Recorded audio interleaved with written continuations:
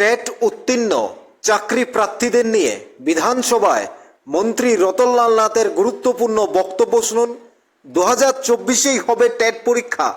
তাছাড়াও টেট 1 এবং টেট 2 উত্তীর্ণ চাকরি প্রার্থীদের নিয়ে মন্ত্রীর বিশেষ বক্তব্য, কিছুটা আশার আবার অনেকটা হতাশার। শুনুন কি বলছেন মন্ত্রী। টেট পরীক্ষা হয়েছে টেট 2 29/12/2022, টেট 1 30/12/2022, রেজাল্ট আউট হয়েছে 17/6/2023। মহামান্য সুপ্রিম কোর্ট একটা মামলা সিভিল অ্যাপিল নাম্বার 5068/2023, মহামান্য সুপ্রিম কোর্ট 10/8/2023 তারিখে একটা মামলার রায় আদেশ দেন যে আন্ডার গ্রাজুয়েট টিচার ইউজিটি পদে নিযুক্ত পাওয়ার জন্য টিচার এলিজিবিলিটি টেস্ট পেপার 1 পরীক্ষা বসার ক্ষেত্রে শুধুমাত্র ডিএলএড ডিগ্রি প্রাপ্তি আবেদন করতে পারবে। এই ক্ষেত্রে বিএড ডিগ্রি গ্রহণযোগ্য হবে না। যখন এই রায় বেরোলো তখন এই রায়ের ব্যাপারে আমি সবাইকে দিতে চেয়েছিলাম মতামত জানানোর জন্য দপ্তর থেকে এনসিটি একটা তাকে চিঠি পাঠানো হয়েছে। সেই মোতাবেক এনসিটি 20/11/2023 তারিখে মহামান্য সুপ্রিম কোর্টের আদেশকে মান্যতা দেওয়ার জন্য বলে। তারপর এনসিটির গাইডলাইন অনুসারে ইউজিটি এবং জিটি রিক্রুটমেন্ট রুলস যেহেতু ওরা বলেছে সংশোধন করার জন্য বিষয়টি জিএপিএনটি ল ডিপার্টমেন্ট এগুলি ক্লিয়ার হয়ে গেছে। Now at present is pending finance department. এখান থেকে আসলে অটোমেটিক্যালি সেখানে তখন নিয়োগ প্রক্রিয়া শুরু হবে। এখন প্রশ্ন হলো কেন একটা যদি ক্লিয়ার করেননি, তবু আমি বুঝে ফেলেছি আপনার উদ্দেশ্যটা। 2023-এ কেন টেট পরীক্ষা নেওয়া হলো না, ওই বিচারাধীন থাকা এবং এনসিটির নোটিফিকেশন যতক্ষণ প্রকাশিত না হয় 23 সালে টেট পরীক্ষা গ্রহণ করা অসম্ভব হয়নি। আমি খবর নিয়েছি দপ্তর থেকে কালকে রাত্রে যে অলরেডি 2024-এর পরীক্ষা নেওয়ার পরিকল্পনা রয়েছে।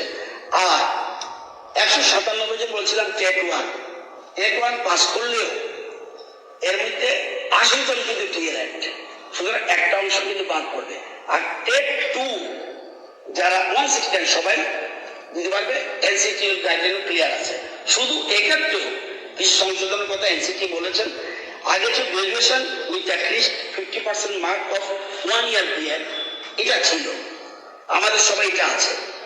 এখন বলছে or post graduate with 55% marks or equivalent grade.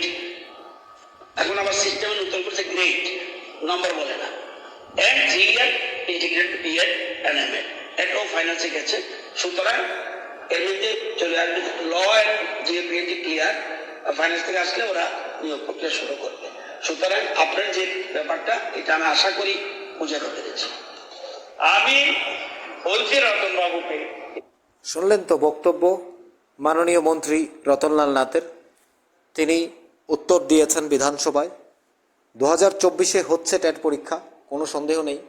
কিন্তু প্রশ্ন হলো যারা টেট 1 পাস করেছে, যারা টেট 2 পাস করেছে, পরিশ্রম করেছে, সুপ্রিম কোর্টের রায়ে আইনে আদালতে গড়িয়ে শেষ পর্যন্ত টেট পাস করা, যারা ডিএলএড করা আছে, টেট 1 যারা উত্তীর্ণ হয়েছে তাদের মধ্যে যারা ডিএলএড করা আছে 197 জনের মধ্যে শুধুমাত্র 80 জন চাকরি পাবে, বাকিরা পাবে না। শুধুমাত্র 80 জন চাকরি পাবে যাদের ডিএলএড করা আছে, টেট 1 উত্তীর্ণ হয়েছে।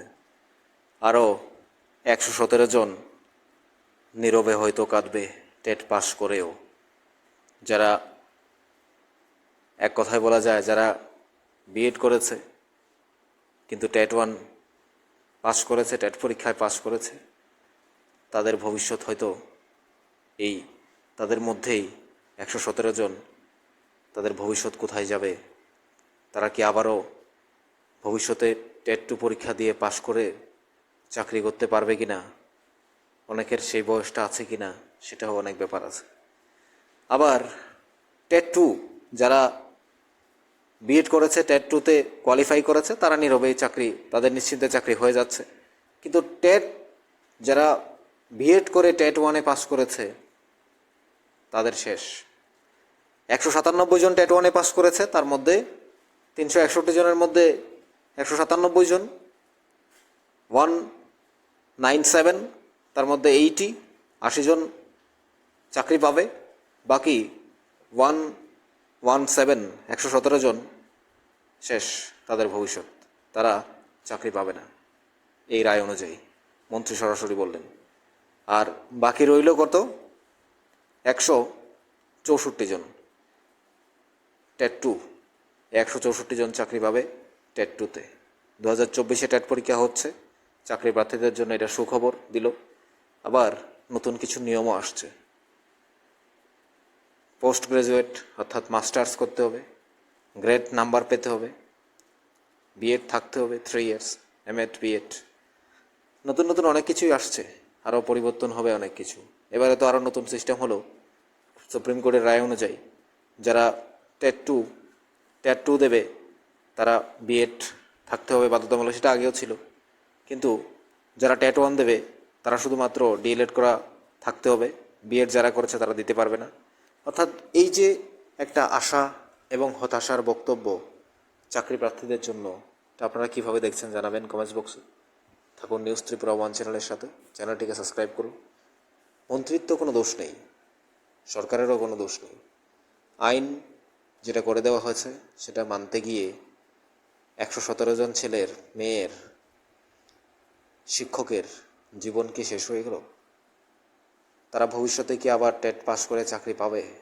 তাদের মনোবল আজকের বক্তব্যের পর ভেঙে যাবে না তো? তারা হতাশায় ডুববে না তো? কি করার আপনি বলুন।